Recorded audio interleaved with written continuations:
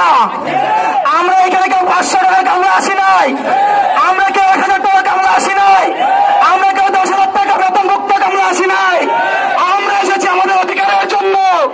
আমরা 500 টাকার ক্ষমতা দেখাই না, আমরা 1000 টাকার ক্ষমতা দেখাই না, আমরা শক্তির ক্ষমতা দেখাই না, আমরা দেখাই ইমানি শক্তি। আমাদেরকে 500, 1000, লক্ষ টাকা দিয়ে কিনতে পারবে। আমাদের রক্ত ততক্ষণ পর্যন্ত গরম থাকবে যতক্ষণ পর্যন্ত না আমাদের অধিকার আদায় হবে।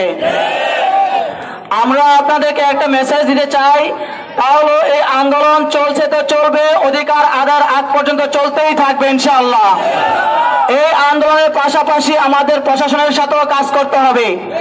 আগে যে প্রশাসন ছিল তারা ছিল টাকা খাওয়া প্রশাসন, এখন যারা আছে তারা হচ্ছে দিনের স্বার্থে প্রশাসন।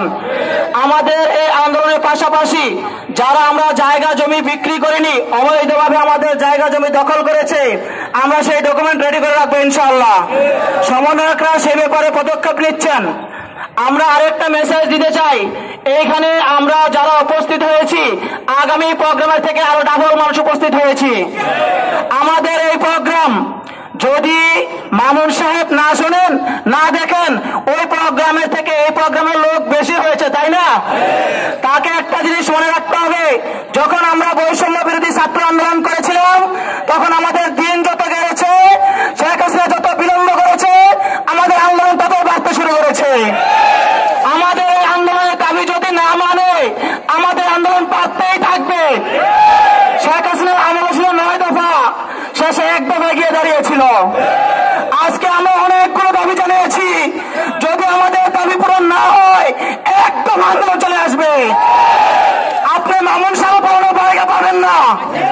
আমরা এখানে কেউ 500 টাকা কামড়ে আসি নাই, আমরা কেউ 1000 টাকা কামড়ে আসি নাই, আমরা কেউ 10,000 টাকা বেতনভুক্ত কামড়ে আসি নাই।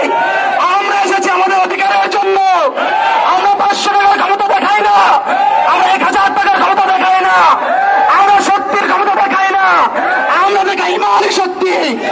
আমাদেরকে 500, 1000, লক্ষ টাকা দিয়ে কিনতে পারবেন না। আমরা যারা আছি স্পষ্ট ভাষায় বলে দিতে চাই, আমরা আমাদের অধিকারের জন্য এসেছি। আমরা আমেরিকা ক্ষমতার জন্য আসি নাই, বিএনপিকে ক্ষমতা বসানোর জন্য আসি নাই, জামাতকে না, চরমনাইকে না, আমাদের ন্যায্য অধিকার দাবির জন্য এসেছি। আমাদের দাবি পূরণ না হলে রাজপথ ছাড়বো না ইনশাআল্লাহ। আমরা এখানে প্রত্যেক ন্যায্য দাবির জন্য এসেছি, কেউ আমাদের কোন দলের জন্য নয়। আমাদের দাবি ততক্ষণ চলবে ততক্ষণ পর্যন্ত আমাদের দাবি না আদায় হবে। এখানে কৃষক, শ্রমিক, মজুরি, আইনজীবী, আলেম, ওলামা সবাই একত্রিত হয়েছে। আপনারা দেখেছেন যখন এই বৈষম্য বিরোধী ছাত্র আন্দোলন রাজপথে নেমেছে, গুটি কয়েক ছিল, দিন গেছে বেড়েছে, এরপরে পেশাজীবী নেমেছে, শ্রমিক নেমেছে, রিক্সাওয়ালা নেমেছে, আইনজীবী নেমেছে, আমাদের অধিকার আদায় হয়েছে। এখানে সব শ্রেণীর মানুষ উপস্থিত হয়েছেন, এবার অধিকার আন্দোলন হবে ইনশাআল্লাহ। আপনাদের দাবি অধিকার আদায় শেষ না পর্যন্ত আমরা কেউ থেমে যাব না ইনশাআল্লাহ। আমরা সেই 71-এর হাতিয়ার, আমরা সেই 24-এর হাতিয়ার, এখন আমাদের রক্ত ঠান্ডা হয় নাই। ইনশাআল্লাহ আমাদের অধিকার আদায় হবে।